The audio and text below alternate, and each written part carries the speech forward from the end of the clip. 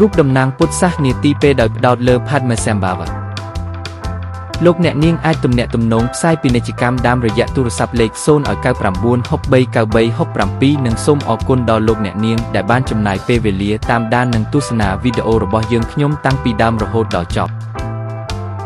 ទាំងគំនូរដ៏សម្បូរបែបនៃរូបចម្លាក់ពុទ្ធសាសនាទីបេបង្ហាញនៅការបង្ហាញដ៏គួរឲ្យទាក់ទាញនៃនិមិត្តសញ្ញាអាទិទេពនិងគំនិតលោះធាតុជាភាសាមើលឃើញដែលបង្ហាញពីការយល់ដឹងខាងវិញ្ញាណយ៉ាងជ្រាលជ្រៅចំណុចកណ្ដាលនៃប្រពៃណីសិល្បៈដ៏ស្មុគស្មាញនេះគឺផាត់មេសាំបាវ៉ាជាឥស្សរជនដ៏គួរឲ្យគោរពមួយដែលត្រូវបានទទួលស្គាល់សម្រាប់ការផ្សព្វផ្សាយព្រះពុទ្ធសាសនានៅទីបេនៅក្នុងភ្លុកនេះយើងចាប់ផ្ដើមដំណើរដ៏លម្អិតទៅកាន់អាណាចក្រដ៏ស្មុគស្មាញនៃរូបចម្លាក់ពុទ្ធសាសនាទីបេដោយស្វែងយល់ពីខ្លឹមសារដ៏ទេវភាពនៃផាត់មេសាំបាវ៉ានៅក្នុងកន្សោមសិល្បៈដ៏ពិសិដ្ឋនេះ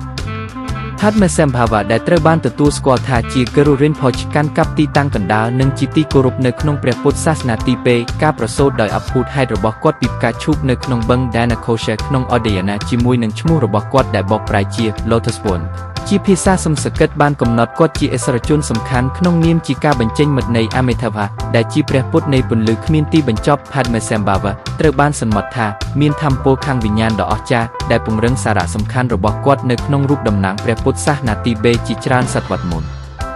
ផាត់មេសាំបាវ៉ាបានដើរតួយ៉ាងសំខាន់ក្នុងការណែនាំព្រះពុទ្ធសាសនាទៅកាន់ទីបេក្នុងអំឡុងសតវត្សទី8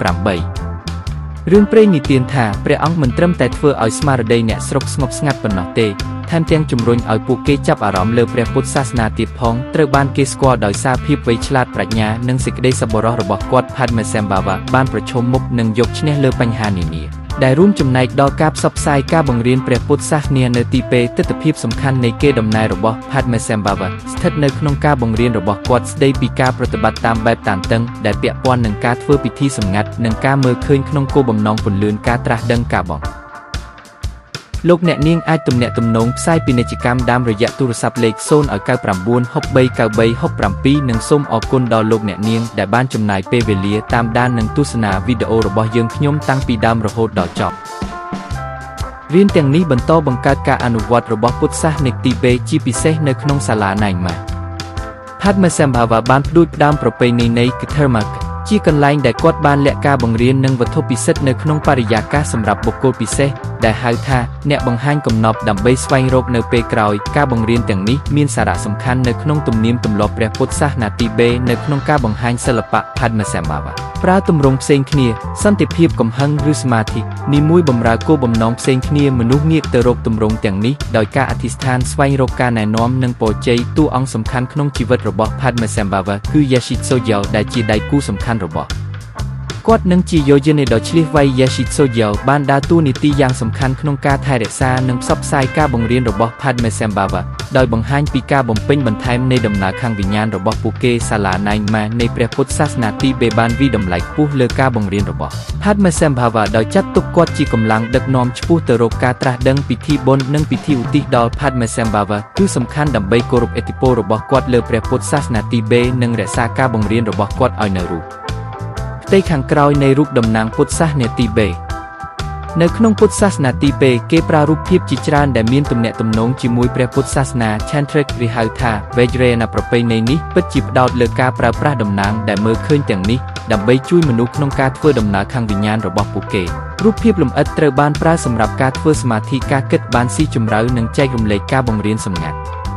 ផាត់មេសាំបាវ៉ាត្រូវបានគេស្គាល់ផងដែរថាជា Guru Rinpoche ឬ Lotus Pond គឺជាឥស្សរជនដ៏សំខាន់នៅក្នុងព្រះពុទ្ធសាសនាទីបេយោងទៅតាមរឿងព្រេងគាត់បានកើតចេញពីផ្កាឈូកមួយនៅក្នុងទឹកដីទេវោឋាននៃ Odayana ហើយគាត់ត្រូវបានគេចាត់ទុកថាបានត្រាស់ដឹងយ៉ាងពេញលេញនិងជាមេនៃការអនុវត្ត Tantric នៅសតវត្សទី8ផាត់មេសាំបាវ៉ាបានដើរតួនាទីយ៉ាងសំខាន់ក្នុងការនាំយកព្រះពុទ្ធសាសនាទៅកាន់ទីបេទោះបីជាប្រឈមមុខនឹងបញ្ហាក៏ដោយព្រះអង្គបានបំផ្លែងអាទិទេពក្នុងស្រុកដោយជោគជ័យទៅកាន់ព្រះពុទ្ធសាសនាហើយបានបង្កើតវត្តមានរបស់ខ្លួននៅក្នុងតំបន់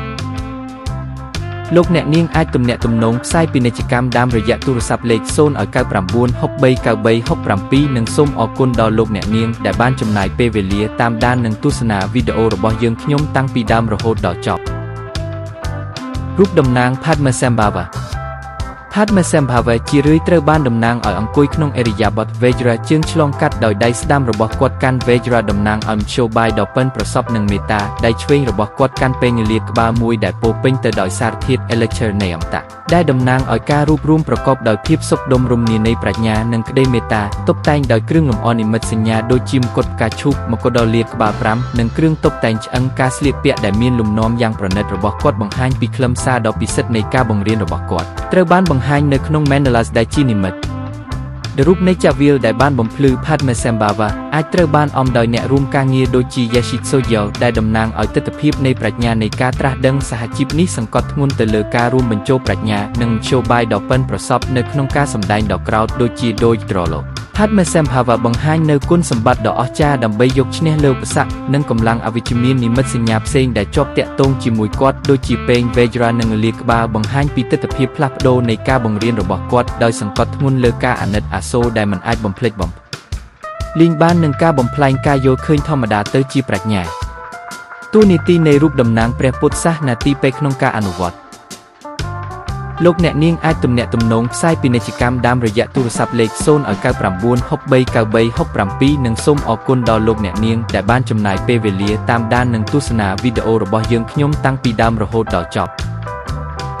នៅក្នុងការអនុវត្តពុទ្ធសាសនាទីពេលការប្រើប្រាស់រូបតំណាងពង្រេកលើសពីការបង្ហាញសិល្បៈវាបម្រើជាឧបករណ៍សំខាន់សម្រាប់ការចូលរួមខាងវិញ្ញាណការចូលទៅក្នុងរូបភាពនៃអាទិទេពដូចជា Pat Mesembhava គឺច្រើនជាងការធ្វើលំហាត់ប្រាណសោភ័ណភាពវាคล้ายជាសមាធិដែលជាផ្លូវដើម្បីភ្ជាប់ដោយផ្ទាល់ជាមួយនឹងគុណលក្ខណៈដ៏ទេវភាពដែលតួលេខទាំងនេះតំណាង Mandalas, Thankas and ceremonial items aren't just ធាតុសិល្បៈពួកវាដើរតួជាច្រកទៅកាន់ទីសក្ការៈដល់ការណែនាំដល់អ្នកប្រតិបត្តិក្នុងដំណើរឆ្ពោះទៅកាន់ការត្រាស់ដឹង